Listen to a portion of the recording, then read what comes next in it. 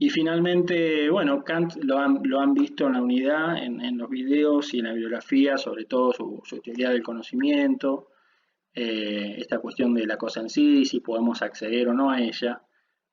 Recordemos que todavía en esa época, en la filosofía moderna, los filósofos tratan de ser en lo posible filósofos completos, es decir, de ocuparse de todas las dimensiones de la filosofía, algo que hoy es muy pocos lo hacen por el grado de especialización, y casi que no se ve bien, a menos que, bueno, que una persona tenga una capacidad tal de que pueda abarcar todas esas dimensiones. En general hoy los filósofos se dedican o bien a la epistemología, es decir, a la filosofía de la ciencia, del conocimiento, o bien a la lógica, o bien a la filosofía política. En general no se ocupan de todo, y sería muy raro que alguien pretendiera hacerlo, parece que hay algunos. En esa época, bueno, en la tarea del filósofo se veía como una empresa completa, es decir, llevaba toda la vida y debía abarcar distintos aspectos y además estos ser coherentes entre sí y formar una especie de sistema, es una tarea muy titánica, una tarea colosal. Y bueno, Kant no solamente en su razón pura tiene esta cuestión del estudio de la nociología, y de otros aspectos de la mente, de la capacidad del ser humano de conocer, sino también obviamente una filosofía política que es una revisión de la idea de Locke, y de la idea de Hume, etcétera, acerca del gobierno. O sea, es una teoría constructualista, quizá más elaborada, con otras aristas en las que ahora no me parece pertinente entrar, porque simplemente esto era un comentario de la filosofía política moderna, pero también tiene esta idea de la ilustración, digamos, de mejorar las instituciones a través de la razón. Hay un ensayo muy famoso de él que se llama ¿Qué es la ilustración? Y que persigue esto, ¿no? La ilustración, además de ser un movimiento que como hoy lo consideramos histórico, situado geográficamente en Europa, en los siglos XVII y XVIII,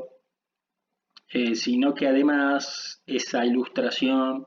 se tiene que dar en cada uno de los sujetos, es decir, cuando el sujeto se atreve a pensar por sí mismo, ¿no? Atrévete a saber, sapere aude en latín, que digamos es como una especie de mandato, ¿no? Atrévete a saber por ti mismo, atrévete a pensar, entonces cada una de las personas va a poner en duda los conocimientos adquiridos a través de sus maestros o a través de la autoridad y va a ponerlos en cuestión. Esto es muy cartesiano también, como lo podrán relacionar fácilmente. Eh, y este atrévete a saber hace que las personas entonces puedan ir mejorando, las instituciones puedan lograr un lugar de debate. Sin embargo, tiene también a la vez un componente conservador Kant por la cuestión de la obediencia a la ley. Esto nos recuerda también a Sócrates de alguna forma. Recuerden el rigor con que Sócrates se impuso a sí mismo cumplir la condena en el Critón, donde Kant se las arregla, si se quiere, para aconsejar hacer las dos cosas al mismo tiempo. Es decir, en tanto que uno está cumpliendo una labor oficial, por ejemplo, siendo un funcionario o un empleado público o un docente universitario, lo que fuera, tiene que cumplir las normas que ahí se les exigen, es decir, en ese sentido es conservador, pero al mismo tiempo, en tanto que docto, dice Kant, es decir, cuando salgo de esa función, tengo un espacio, por ejemplo, al escribir un libro, o hoy podríamos llevarlo a las redes sociales o lo que fuera, entonces cuando voy al debate público, a la escena pública, puedo comunicar mis ideas libremente, es decir, al mismo tiempo que obedezco el sistema de normas para no producir caos y para contribuir con la paz, puedo poner esas normas en discusión, no con mi conducta desobedeciéndolas, pero sí cuestionándolas y ayudando a que sean mejores. Eh, Todos estos filósofos situados históricamente en estos siglos y en Europa no tuvieron, salvo algunos, y Hume tiene alguna excepción en esto, en consideración eh,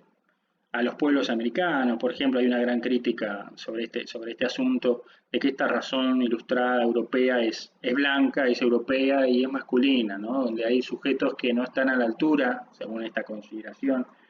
de estos filósofos, a veces se expresa, a veces hay que encontrar entre líneas, de pensar por sí mismos. Entonces este sujeto europeo blanco es el que va a pensar por la humanidad y los demás van a ir siendo bueno, van a ir recibiendo esta cultura o van a recibir la civilización y la razón. Eh, de la misma forma, acá podemos trazar otro paralelo, que con la conquista de América recibieron el Evangelio, ¿no? Digamos, un colonizador con un sentimiento de superioridad que le permitió apoderarse, esclavizar y tomar las tierras, por ejemplo, de los americanos nativos. Bueno, ahora estos ilustrados, no con el Evangelio bajo el brazo, pero sí con su razón y con su filosofía y su ciencia, seguirían llevando luz al resto del mundo que no estaría a la altura de este pensamiento. Digamos, siempre hay una cuestión, si se quiere, colonial ahí, y esto hay que mencionarlo porque estamos en Latinoamérica, entonces siempre hay que tener presente esta cuestión, ¿no? Y obviamente la cuestión de género también,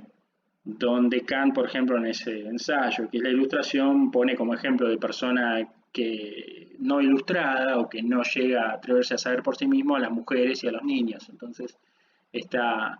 esta cuestión de la superioridad del adulto masculino está, a veces implícita, a veces no tanto.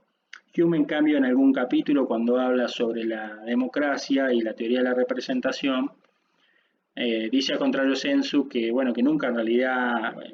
Hume no era un teórico del contrato social, era un crítico del contrato social, y dice que en realidad la representación política, es decir, el hecho de que un manojo de personas pueda actuar en nombre, entre comillas, esto en nombre de los demás, es una ficción, y que ni siquiera en Atenas, cuando hablamos de la democracia griega como un modelo, estaba representado más que un pequeño porcentaje de personas, porque los esclavos no estaban representados y tampoco las mujeres. Y bueno, Hume es consciente de eso y lo dice en 1751, eso me parece muy interesante para resaltar, porque en su contexto esta cuestión de género no era ni siquiera discernida. Bueno, esta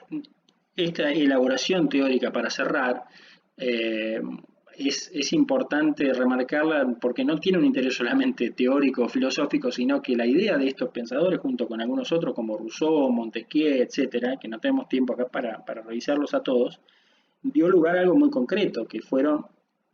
la base teórica de las revoluciones liberales de los siglos XVIII y principios del XIX. ¿A qué voy con esto? Por ejemplo, la independencia de los Estados Unidos en 1776, independencia de Inglaterra, que recordemos que era la metrópoli y Estados Unidos era la colonia. Bueno, esa independencia de Estados Unidos en 1776 se fundó en la parte teórica sobre Locke, por ejemplo, y también sobre Montesquieu, pero sobre todo sobre Locke. Y la Constitución norteamericana refleja casi literalmente muchos pasajes, textos de lockeanos, etcétera. Es decir, esta idea del sujeto, del contrato social, de la igualdad entre las personas, etcétera, más allá de que obviamente lo sabemos hoy todavía, que esa igualdad formal no siempre es igualdad real. Por ejemplo, con la cuestión actual del racismo, que sigue vigente lamentablemente en Estados Unidos y también en otros lugares, pero es evidente que estos textos, esta igualdad natural, etcétera, no se ha sabido o no se ha querido traducir en términos reales. Pero ¿a qué voy? Estos filósofos fueron leídos por los políticos y por los revolucionarios de ese momento, y dieron lugar a los sistemas de gobierno que en general actualmente imperan. La Constitución argentina, diseñada por Alberti y después modificada en parte, digamos, las bases, su obra fueron las bases, esas bases después no se tomaron literalmente así, pero sí en gran parte, muy inspirada en la Constitución de Estados Unidos, con algunos otros arreglos institucionales.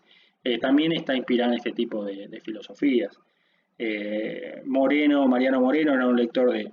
de Rousseau, por ejemplo, una teoría bastante radical, bastante radicalizada de la democracia, más una democracia más directa. Y San Martín, por dar otro nombre, que no solo fue un militar, sino que fue una persona muy instruida, eh, era un lector de Voltaire. De hecho, cuando San Martín dona toda su biblioteca para fundar la Biblioteca de Perú, eh, el libro que vuelve a comprar después, estando en Europa, en Francia, ya en su vejez, el libro que volvió a comprar porque lo había donado y lo quiso tener de vuelta, fue el Diccionario Filosófico de Voltaire, que les mencionaba anteriormente. Es decir, que toda esa corriente y esa generación estuvo sentada sobre estos pensadores de la modernidad que, como les decía al principio, no solamente se ocuparon de la nociología y de otras áreas de la filosofía y del pensamiento, sino también muy particularmente de la política. Así que con estas palabras quería simplemente dejarlo reseñado, que si bien no están en las unidades como un concepto, como una, digamos, como una etapa más de la unidad 3 que tenga que ver con la filosofía política, pero sí para